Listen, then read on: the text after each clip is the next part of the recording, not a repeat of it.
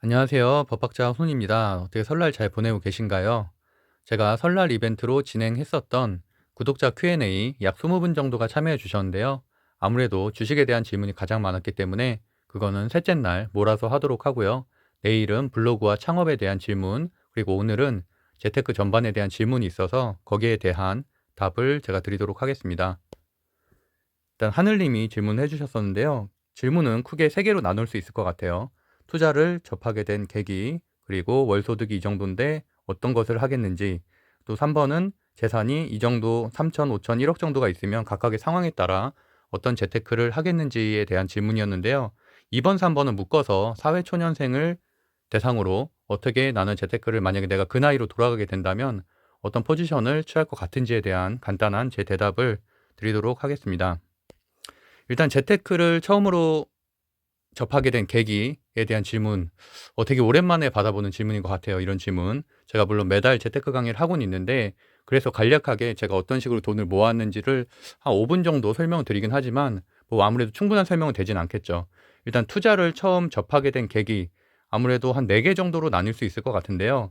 하나는 원래 어린 시절부터 저는 좀 돈의 흐름이라든지 사업의 구조라든지 이런 것들에 관심이 좀 많았었습니다. 그래서 하다못해 뭐 카페를 가든 잘 되는 식당을 가든 어떤 식으로 인테리어가 되어 있고 어떤 식으로 가격 구성이 되어 있고 또 이 집의 강점은 무엇인지를 파악하는데 좀 더 눈길이 좀 갔었던 것 같고요. 하다못해 예전에 그런 기억이 있어요.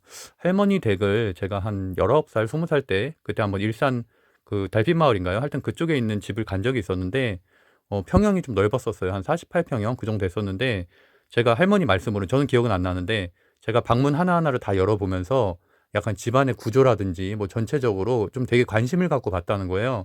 근데 다른 손자들이 놀러 왔을 때는 그냥 한번 쓱 돌아보고 말았는데 얘는 되게 꼼꼼하게 방 하나하나 다 보고 뭐 크기도 어떻게 돼 있나 보고 뭐 구조도 보고 이런 거를 보면서 아 뭔가 좀 달랐다라는 말씀을 해주신 기억이 나서 어쨌든 그 정도로 저는 여러 가지 좀 형태라든지 산업의 구조, 그다음에 뭐 돈의 흐름 이런 것들에 좀 관심이 많았던 기억이 좀 나는 것 같아요.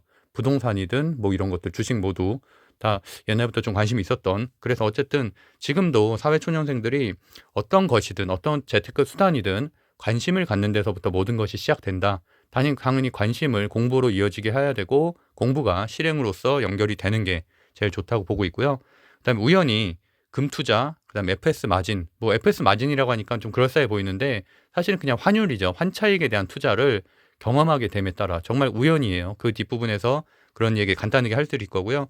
경매는 아버지가 몇 건 하시는 거는 제가 뭐 옆에서 귀동냥으로 듣긴 했는데 그렇다고 해서 뭐 아버지가 경매를 가르쳐 주거나 이런 건 아니었고요. 그냥 어린 시절 하나의 관심을 갖게 되는 요소는 됐던 것 같아요. 그러고 나서 제가 성인이 된 이후에는 직접 경매에 참여를 하면서 일단은 공부가 된 상태가 아닌 경매 입찰법정에 가서 입찰계를 작성해보고 한번 낙찰도 받아보고 이런 경험을 통해서 경매에 대해서 구조를 알게 됐고 그 이후에는 블로그의 글이라든지 뭐 이런 것들로 좀 채워나가는 방식으로 실행을 했던 것 같고요. 그다음에 주식 같은 경우는 제가 여러 번 말씀드렸지만 젊은 부자들 토론방에서 그렇게 처음 주식을 접하게 됐다 정도로 정리를 할 수 있을 것 같고요. 간단하게 좀 얘기를 해보면은 아까 말씀드린 대로 어린 시절에도 돈의 흐름과 사업의 구조에 좀 관심을 가졌다. 그리고 대학생 때도 그랬던 것 같아요.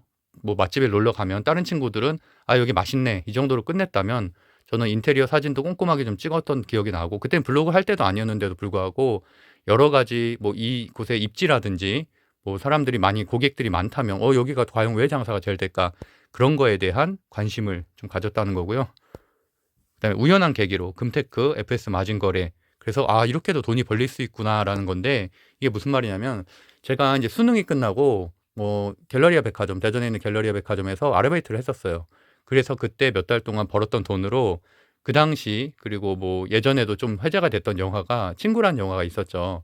그래서 어쨌든 그 영화에서 장동건 씨가 이렇게 금목걸이를 굉장히 두꺼운 금목걸이를 차고 나왔었는데 뭐 약간 이런 느낌이었던 것 같아요. 제가 아까 인터넷에 찾아봤는데 그래서 제가 그 새냥이죠. 새냥 30돈짜리 24K 순금 목걸이도 사고 그리고 금반지도 뭐 10돈씩 되는 굉장히 무거운 용반지도 사고 그 이유는 그냥 제가 살던 대전에서는 그게 약간 먹어줬던 것 같아요. 한마디로 말하면은 특별한 계기가 있었던 거 아니고 제가 재테크 때문에 그 금을 사거나 이랬던 게 아니라 그냥 친구들이 다 차고 다니니까 뭐 친구들 중에서 조금 거친 애들도 좀 있었고 그 친구들이 맨날 다 차고 다니니까 저도 좀 부럽기도 하고 거기에 조금 같이 좀 동조하고 싶어서 그래서 그 당시에 굉장히 많은 양의 금을 샀었는데 금 가격이 이렇게 됐죠. 그러고 나서 뭐 글로벌 이슈들도 있었고 서브프라임도 있었고 그다음에 뭐 이런 뭐 아마 미국하고 그런 전쟁설이라든지 뭐 이런 것들이 있었던 것 같아요. 그래서 그런 것들 때문에 중동 이슈 이런 것들이 발생하면서 금값이 이렇게 치솟았죠. 치솟아서 상당히 큰 마진을 남기고 파는 경험을 하면서 '아 이렇게 금으로도 돈을 벌 수 있구나.'라는 경험을 했던 것 같고요. 또 마찬가지로 제가 원래 한 2007 년도인가요? 그때 그 대학교 친구들하고 같이 홍콩을 가려고 했었는데 그 비행기가 결항됐었어요. 그래서 제가 그때 홍콩을 가서 사실 롤렉스 시계를 좀 사고 싶었는데 그 당시에 한 4천만 원 정도 홍콩 달러를 바꿔 놓은 경험이 있었는데 그게 그러고 나서 그다음 연도에 그러니까 그때 비행기가 안개 때문에 결항이 되면서 못 갔고요. 그러고 나서 그냥 가지고 있었죠. 따로 환전을 다시 하지 않고 특별히 필요한 돈은 아니었으니까. 그러고서 이제 '언젠가 가겠지.' 정도 생각을 했는데 그게 그러고 나서 서프라임 모기지 사건을 겪으면서 환율이 달러가 폭등을 하게 되죠. 그래서 그때도 거의 한 60% 이상의 차익을 남겼었던 것 같아요.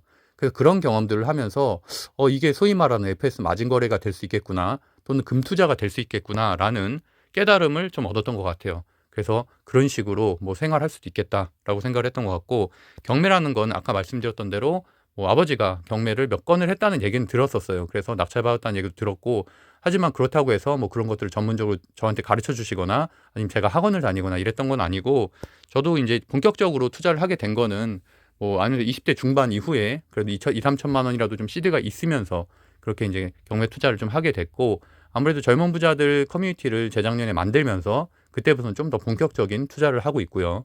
그래서 같이 이제 회원들하고 가서 소액 오피스텔 같은 거 2,3천만 원 정도 하는 지방에 여러 번 유찰된 구조의 형태를 좀 이렇게 낙찰 받아서 수익을 남기기도 하고 어쨌든 경매라는 거는 유찰이라는 제도가 있기 때문에 구조적으로 수익이 날 수밖에 없는 구조죠. 그래서 그런 것들을 잘 활용해서 경매를 했던 것 같고요. 그다음에 젊은 부자들 토론방에서 제가 여러 번 보여드렸지만 이게 2020년 11월 4일 수요일에 제가 했었던 질문이에요. 삼성전자를 살까 하는데 보통주, 우선주 어떤 게 사는 게 나을까요? 저는 그때까지만 해도 단 한 번도 주식 거래를 한 적이 없었기 때문에 누구나 다들 고민하는 삼성전자 우선주를 사야 되는지 보통주를 사야 되는지 같은 고민을 했고요. 1년 반 만에 지금 이렇게 유튜브도 하고 있고 주식을 가르치는 사람이 됐습니다. 어쨌든 그만큼 처음 경험이 굉장히 중요하다고 생각을 하고 있고 제가 만약에 지금 20대 후반, 30대 초반에 사회초년생으로 돌아간다면 뭐 똑같은 인생을 살 것 같아요. 블로그나 유튜브를 통해서 나를 브랜딩하고요.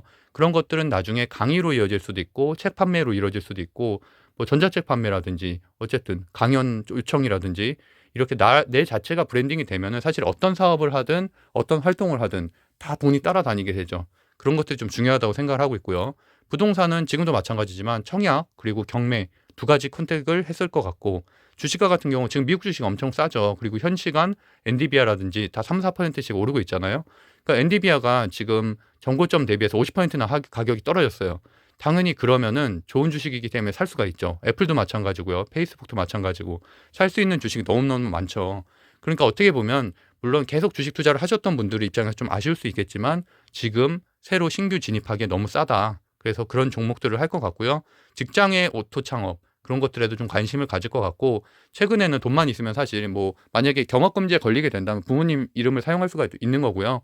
어쨌든 그런 식으로라도 직장에 꼭 할 수 있는 창업 활동이나 이런 것들을 중심으로 좀 알아볼 것 같습니다. 그리고 물론 젊은 부자들에서 운영되고 있는 여러 가지 재테크 강의도 듣겠죠. 들어서 같이 이제 실행을 하면서 경험을 하는 추억을 남길 것 같습니다. 어쨌든 뭐 이전 식으로 좀 간단하게 좀 찍어봤는데요. 뭐 그게 충분한 답변이 됐는지는 모르겠지만 어쨌든 앞으로 뭐 추후에 또 그런 것들을 책이나 뭐 이런 걸 통해서 제가 전달할 수 있으면 좀 자세하게 써서 전달하도록 하겠습니다. 네, 구독과 좋아요는 사랑입니다. 오늘도 행복한 하루 보내시고요.